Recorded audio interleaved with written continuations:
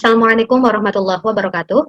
Sugeng Enjang ibu-ibu sedanten, pripun kabare? Semoga kita semua dalam keadaan sehat walafiat. Alhamdulillahirrahmanirrahim, di hari yang cerah ini, di pagi yang cerah ini, kita semua diberi kesempatan dan waktu untuk mengikuti kegiatan hari ini. Salam dan salam tiada henti-hentinya kita aturkan kepada panutan kita Nabi Agung Muhammad SAW. Semoga kelak kita mendapat syafaatnya, amin. Sebelumnya saya aturkan terima kasih kepada segenap panitia yang telah menyiapkan kegiatan ini sedemikian rupa.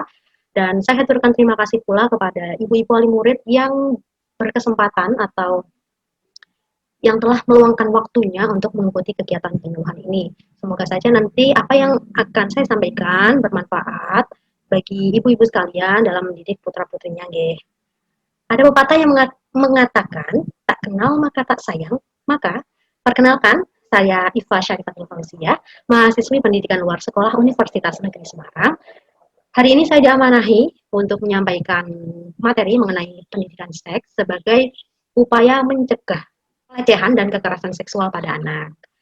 Jadi, mengapa kita perlu mengadakan penyuluhan pendidikan ini? Karena yang pertama, untuk mengenalkan pada ibu-ibu sekalian mengenai pelecehan dan kekerasan seksual. Yang kedua, menjelaskan kepada ibu-ibu mengenai fungsi keluarga. Yang ketiga, menjelaskan mengenai pentingnya pendidikan seks sejak dini bagi anak. Nah, lalu apa yang paling mendasar dari kegiatan penyuluhan ini dan mengapa kok Mbak Iva menjelaskan mengenai penyuluhan pendidikan seks ini? Yang pertama, ada banyak kasus yang memakan korban, yaitu anak usia dini. Contohnya ini, ada ibu guru melecehkan murid ajak bersetubuh di mobil hingga dalam kelas. Ini merupakan salah satu tindak pelecehan seksual yang terjadi di sekolah. Yang kedua, ada anak petani di Bogor diduga alami kekerasan seksual oleh pimpinan pesantren. Ini merupakan contoh kekerasan seksual yang terjadi di lingkungan pesantren. Kemudian yang ketiga, ada 5 kasus kekerasan seksual pada anak dan remaja yang terjadi di Denpasar, Bali selama masa pandemi COVID ini. Jadi, tindak pelecehan dan kekerasan seksual ini bukan menjadi rahasia lagi, tetapi sudah benar-benar banyak terjadi. Ironisnya, korbannya bukan hanya manusia dewasa atau mungkin laki-laki atau perempuan dewasa, melainkan mulai merambah atau menjamah ke anak-anak di bawah umur. Jadi, sebelumnya saya mau menjelaskan dulu mengenai pengertian pelecehan seksual dan kekerasan seksual. Apa sih pelecehan seksual? Pelecehan seksual merupakan segala tindakan seksual yang tidak diinginkan, baik berupa tindakan fisik ataupun lisan, yang bersifat seksual yang membuat seseorang ini merasa tersinggung, dipermalukan, dan atau terintimidasi. Jadi kalau pelecehan seksual ini bentuknya ada dua ya. Yang pertama bentuk fisik, yang kedua adalah bentuk lisan. Nah, bentuk fisik ini contohnya adalah mencolek. Dalam suatu ketika kok tiba-tiba ada orang yang mencolek ibu-ibu danten, maka itu merupakan contoh dari kasus pelecehan seksual. Kemudian bentuk yang kedua adalah bentuk tindakan lisan atau isyarat. Ini contohnya adalah berupa ucapan-ucapan atau mungkin SMS, WhatsApp. Contoh sederhananya gini. Suatu ketika ada beberapa orang yang mengatakan tiba-tiba, "Ih, wekmu tak cili, wekmu tak cili." Kemudian ada juga yang mengatakan, "Loh, Mbak Jumi kok esok-esok berkeramas ki mau berlapo nek bengi." Nah, itu merupakan salah satu contoh pelecehan seksual dalam bentuk lisan. Kemudian ada kekerasan seksual. Apa meneh sih Mbak kekerasan seksual? Kekerasan seksual merupakan segala perilaku yang dilakukan dengan menyasar seksualitas atau organ seksual seseorang tanpa mendapatkan persetujuan dan memiliki unsur paksaan dan ancaman. Nah, kalau kekerasan seksual ini ranahnya udah ke seksualitas, mengarah ke ngono-ngono, tapi kalau pelecehan seksual ini masih tindakan-tindakan sederhana. Kekerasan seksual ini bentuknya ada banyak, tapi di sini saya akan merangkum sedikit yaitu 15. Yang pertama adalah mengenai pemerkosaan dan pencabulan. Pemerkosaan ini merupakan hubungan seksual yang dilakukan oleh seseorang kepada korban dengan dalih pemaksaan atau mengancam. Nah, untuk pemerkosaan ini, korbannya adalah usia 18 tahun ke atas, sedangkan kalau pencabulan usianya adalah 18 tahun ke bawah. Kemudian ada intimidasi seksual, ada pelecehan seksual. Jadi kalau pelecehan seksual ini merupakan bentuk dari kekerasan seksual. Kemudian ada eksploitasi seksual, ada perdagangan perempuan untuk tujuan seksual, ada prostitusi paksa, ada perbudakan seksual, ada pemaksaan perkawinan. Nah, kalau pemaksaan perkawinan ini biasanya sering terjadi dengan dalih untuk melunasi hutang atau berbalas budi. Nah, ini merupakan salah satu bentuk kekerasan seksual. Jadi, usahakan jangan dilakukan, G. Yang ke-9 ada pemaksaan kehamilan. Pemaksaan kehamilan ini contohnya sederhana. Misal ada pasutri 1 minggu yang lalu baru menikah. Kemudian si istri ini mau menunda kehamilan dengan memakai alat kontrasepsi. Cuman dari pihak suami memaksakan, wes pokoknya saiki kudune ra usah ngombe pil kabeh, ra usah susuk, ra usah apapun. Langsung ayo gitu. Itu merupakan salah satu bentuk kekerasan seksual. Kemudian ada pemaksaan aborsi atau pengguguran. Ada pula pemaksaan kontrasepsi. Pemaksaan kontrasepsi ini baik menggunakan kondom, baik menggunakan IUD, pil KB dan lain sebagainya. Ada penyiksaan seksual. Penyiksaan seksual ini udah benar-benar nyiksa alat-alat reproduksi. Contohnya ini beberapa tahun lalu ada kasus seorang laki-laki yang memasukkan gagang cangkul gagang cangkul ke dalam vagina perempuan. Miris sekali. Kemudian ada penghukuman dan penghukuman bernuansa seksual, ada pula praktek tradisi bernuansa seksual dan ada kontrol seksual.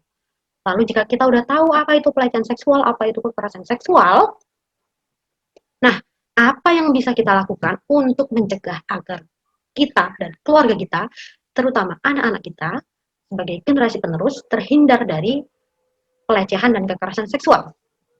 Yang harus kita lakukan adalah menguatkan fungsi keluarga. Di sini saya mau mengingatkan lagi bahwasanya keluarga adalah unit terkecil dalam masyarakat yang terdiri dari ayah, ibu, dan anak.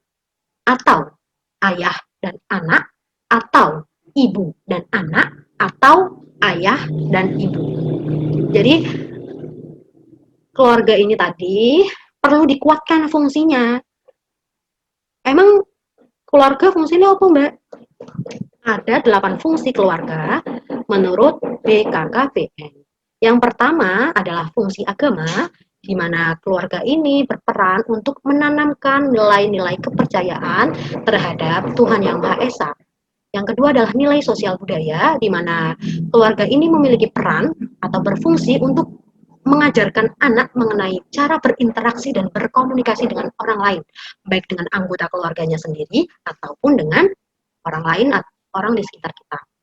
Kemudian yang ketiga adalah keluarga memiliki fungsi cinta dan kasih. Cinta dan kasih ini usahakan dalam keluarga tidak ada tumpang tindih atau pilih kasih. Jadi antar semua anggota sama-sama memiliki cinta dan kasih. Yang keempat adalah fungsi perlindungan. Keluarga ini memiliki fungsi sebagai tempat berlindung yang aman dan nyaman bagi anak dan bagi semua anggotanya. Jadi, buatlah keluarga ini menjadi rumah kembali bagi semua para anggotanya. Yang kelima adalah fungsi reproduksi. Maksudnya fungsi reproduksi ini adalah meneruskan keturunan. Biasanya kalau orang menikah pastinya adalah untuk meneruskan keturunan. Kemudian yang keenam adalah fungsi sosial dan pendidikan, di mana di keluarga ini anak diajari untuk cara bersosialisasi dan orang tua mengajari berbagai hal yang mungkin belum diketahui anak. Dan perlu diingat bahwasanya keluarga merupakan madrasatul ula atau sekolah pertama dan utama yang akan mendidik anak-anak. Yang ketujuh adalah fungsi ekonomi, yang mana fungsi ekonomi ini keluarga mengajari anak berbagai nilai-nilai keuangan, misal cara memanajemen uang, cara memperoleh uang, dan lain sebagainya. Kemudian yang kedelapan adalah fungsi lingkungan, di mana keluarga ini berusaha untuk menerapkan cinta dan menghargai lingkungan. Dengan cara apa? Misal, tidak membuang sampah sembarangan, tidak mencabut atau memotong daun-daun sembarangan, dan lain sebagainya. Selain kita menguatkan fungsi keluarga ini, apa yang lebih mendasar agar anak-anak kita bisa terhindar dari kasus pelecehan dan kekerasan seksual tadi? Nah, kita perlu mengajari anak mengenai pendidikan seks sejak dini. Loh, Mbak, kok cah cilik wis diajari pendidikan seks? Saru toh, Mbak. Bukannya pendidikan seks wingko nak wis gede yo, Mbak. Engko tah iso-iso dewi sih, Mbak. Nah, anggapan demikian ini adalah anggapan yang kurang benar dan perlu diluruskan. Mengapa? Karena sejatinya pendidikan seks bukan atau tidak melulu tentang hubungan seksual antara laki-laki dan perempuan. Tetapi pendidikan seks ini berkaitan dengan upaya pemberian informasi kepada anak agar anak ini dapat menerima dirinya dan menghargai dirinya dan dapat bertingkah laku sesuai dengan kelamin masing-masing. Jadi mulai dirubah deh, Bu, mengenai konsep dari pendidikan seks ini agar panjenengan dalam menyampaikan pendidikan seks ini pada anak tidak memiliki rasa pekewuh atau tabu. Tetapi pendidikan seks ini penting ditanamkan sejak dini. Mengapa? Karena dengan kita mengajari anak tentang pendidikan seks ini, agar anak ini bisa menjaga dan menghargai dirinya, serta agar mereka bisa tumbuh dan berkembang sesuai dengan jenis kelamin masing-masing. Karena beberapa kasus ditemukan di lingkungan ada anak yang jenis kelaminnya laki-laki, tetapi dia malah berlaku seperti perempuan dan begitu pula sebaliknya. Jadi peran orang tua dalam pendidikan seks ini sangat penting sekali. Lalu bagaimana cara orang tua atau cara kita dalam mengenalkan pendidikan seks pada anak usia dini? Nah, ini caranya ada beberapa. Cara singkat mawon ya. Nah, yang pertama adalah mengenalkan pada anak bahwa tubuh anak ini berharga. Sejak dini, usia 2 hingga 5 tahun ini, mulai kenalkan pada anak berbagai bagian tubuh masing-masing anak. Ada mata, ada pipi, ada hidung, ada kepala, ada tangan, ada kaki, dan lain sebagainya. Mulai kenalkan pada anak dan mulai jelaskan pada anak bahwa ada bagian-bagian tubuh anak yang boleh dilihat dan boleh disentuh ataupun tidak boleh dilihat dan tidak boleh disentuh. Perlu diingat nggih, Bu, ada 4 bagian yang tidak boleh diperlihatkan dan tidak boleh disentuh oleh orang lain. Ini nanti jelaskan pada anak-anak nggih. Yang pertama adalah mulut, yang kedua adalah dada, yang ketiga adalah kemaluan, yang keempat adalah pantat atau anus. Nah, ini cara mengajarkan pada anak bisa melalui lagu-lagu sederhana. Misal gini, sentuhan boleh, pundak, lutut, kaki, sentuhan tidak boleh, badan bagian dalam. Nah, itu nanti bisa diperagakan pada anak atau mungkin ibu-ibu sekalian memiliki cara lain. Kemudian yang kedua adalah mengajarkan konsep perbedaan jenis kelamin. Maksudnya di sini sejak kecil anak mulai diberitahu mengenai perbedaan jenis kelamin. Jelaskan pada anak bahwasanya nanti setelah dewasa anak perempuan akan menjadi seorang ibu dan anak laki-laki akan menjadi seorang ayah. Kenalkan juga berbagai hal yang menjadi perbedaan di antara keduanya. Misal, cara berpakaian. Kalau anak laki-laki memakainya celana, kalau anak perempuan memakainya rok. Kemudian dari permainan juga. Permainan, kalau anak laki-laki mainannya adalah mobil-mobilan. Kalau anak perempuan mainannya adalah boneka. Kemudian dari segi penampilan juga. Misal rambut anak laki-laki pendek, kalau rambut anak perempuan panjang. Nah, itu sejak dini mulai dikenalkan pada anak biar anak tahu perbedaan antara jenis kelamin laki-laki dan perempuan. Yang ketiga adalah ajarkan cara berperilaku sesuai dengan norma dan jenis kelamin. Nah, sejak dini ini mulai diajarkan cara berperilaku yang sesuai dengan norma-norma yang ada. Misal mengenai cara berpakaian yang sopan.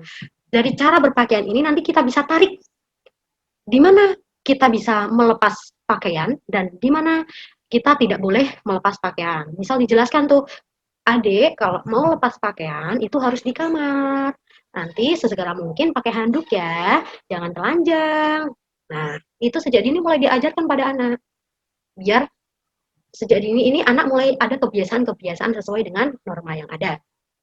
Kemudian yang keempat adalah ajarkan anak tentang lingkungan sekitar. Mengajari anak tentang lingkungan sekitar ini bisa mulai dikenalkan dengan lingkup terkecil ya, anggota keluarga. Ada ayah, ibu, kemudian kakak, mbak, dan lain sebagainya. Kemudian kenalkan pula, ternyata ada teman-temannya di satu RT, ada tetangga, ada hewan-hewan, ada tumbuhan.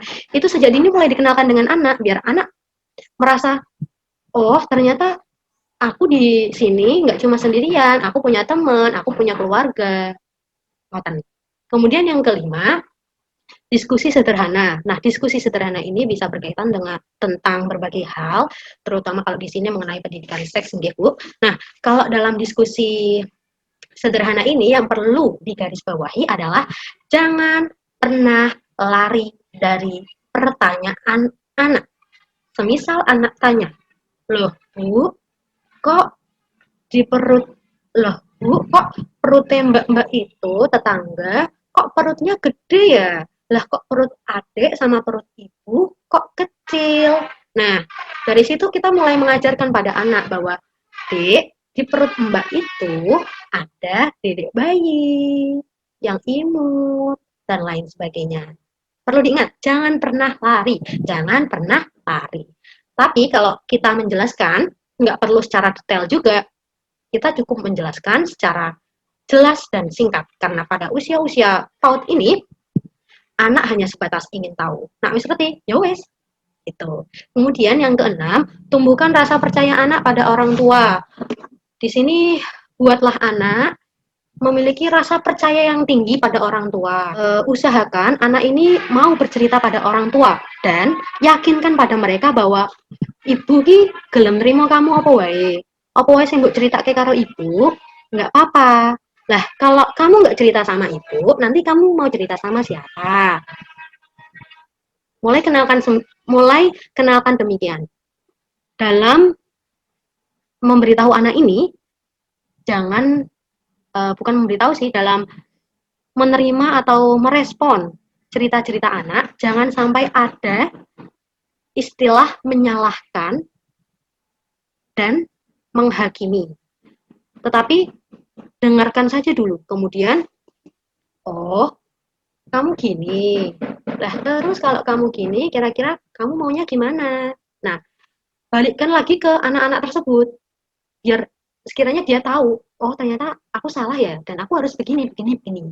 Bukan malah kita yang menyalahkan, "Dek, kamu salah, kamu harus ibu hukum." Nah, itu kurang baik. Di situ akan menumbuhkan rasa kekecewaan pada anak dan rasa tidak ingin lagi cerita kepada orang tua karena takut disalahkan lagi. Sampai sini paham deh? Kemudian yang terakhir adalah mulai persiapkan anak untuk memasuki masa pubertas. Nah, ini mungkin kalau udah usia-usia 6 hingga 8 tahun deh, ini mulai dikenalkan dengan menstruasi, kemudian dikenalkan dengan apa itu namanya? Mimpi basah. Jadi nanti kalau anak udah menginjak umur 9 tahun, anak udah mulai tahu. Kalau misal dia tiba-tiba keluar darah dari alat kelaminnya, oh ini berarti aku udah menstruasi ya berarti. Nah, itu karena tidak sedikit di lingkungan sekitar saya, anak kelas 4 SD ini sudah pada menstruasi. Selanjutnya ini ada video pendek mengenai pendidikan seks yang mungkin bisa menjadi referensi ibu-ibu sekalian dalam mendidik anak. Monggo.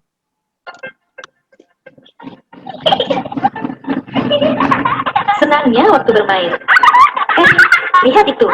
Ada yang mau kasih permen enak. Boleh nggak ya? Kalau tidak ada ibu atau ayah, tidak boleh ya. Anak pintar, jangan ikut orang yang tak dikenal ya.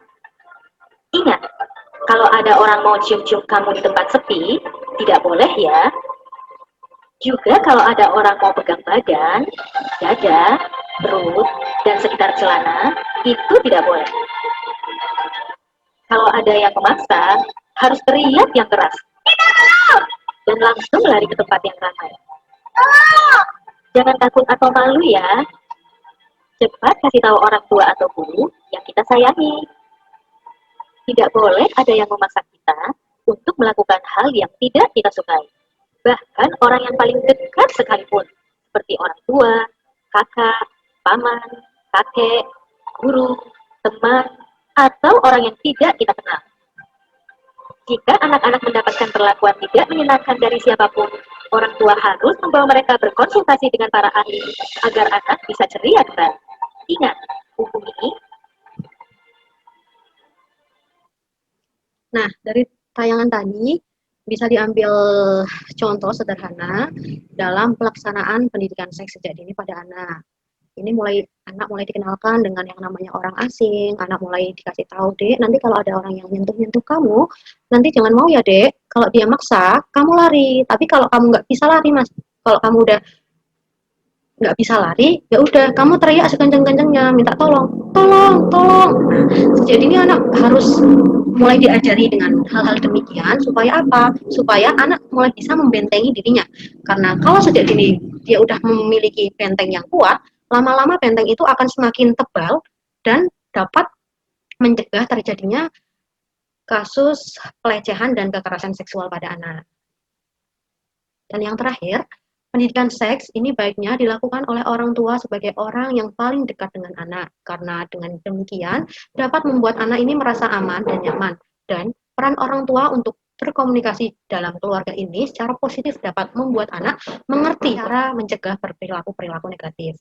Nah, mungkin itu yang bisa saya sampaikan. Jadi perlu diingat bahwa pendidikan seks bukan sebatas tentang hubungan seksual antara seorang laki-laki dengan perempuan. Tetapi pendidikan seks ini bentuk penanaman agar anak bisa menghargai dirinya dan bertingkah laku sesuai dengan jenis kelamin masing-masing. Kalau aku Minggu, Assalamualaikum warahmatullahi wabarakatuh. Terima kasih.